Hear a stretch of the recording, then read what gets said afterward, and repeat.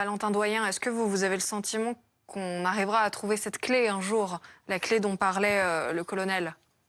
Je ne sais pas. Je ne peux pas me prononcer sur un dossier aussi difficile. Ce qui est certain, c'est que la section de recherche de Marseille travaille toujours sur le dossier. Toujours une dizaine de personnes qui sont mobilisées quotidiennement dans la cellule nationale d'enquête. Il faut savoir que depuis plus de 2 ans, près de 2 ans et demi, certains gendarmes se lèvent le matin, travaillent le midi et se couchent le soir avec Émile en tête. Ils ne font que ça. Ils sont toujours une dizaine, essentiellement de Marseille, mais on n'oublie pas également les gendarmes locaux, c'est-à-dire qui sont rattachés aux compagnies locales. Je pense à celle de Forcalquier, celle de Digne-les-Bains ou encore de Barcelonnette, pour citer qu'elles, mais ce sont des gendarmes du cru qui connaissent le territoire par cœur. Petite indiscrétion que je peux vous donner, jusqu'en il y a encore pas longtemps, cette cellule nationale d'enquête était hébergée à Digne-les-Bains. Depuis peu, elle a déménagé, elle s'est rapprochée encore du Vernet. Elle est dans la petite gendarmerie de la Javie. Ça veut dire quoi? Ça veut dire qu'ils ne s'éloignent pas du terrain, au contraire, ils s'en rapprochent. Ils se rapprochent du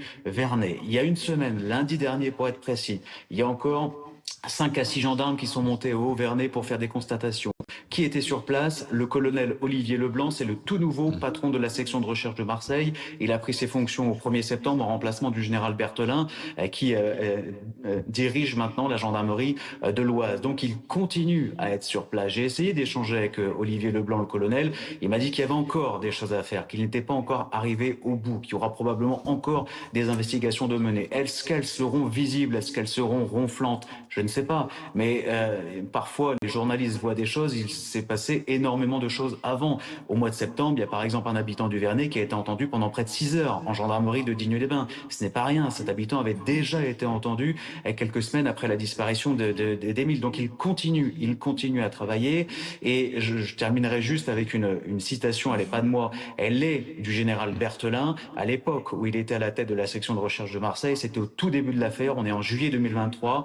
Il avait indiqué que cette affaire était laborieuse. Au moment de son départ, je lui ai demandé s'il pensait toujours la même chose. Il m'a dit: cette affaire est laborieuse et elle le restera. Comprenez, dans un langage d'officier de gendarmerie, qu'elle est extrêmement difficile, extrêmement complexe.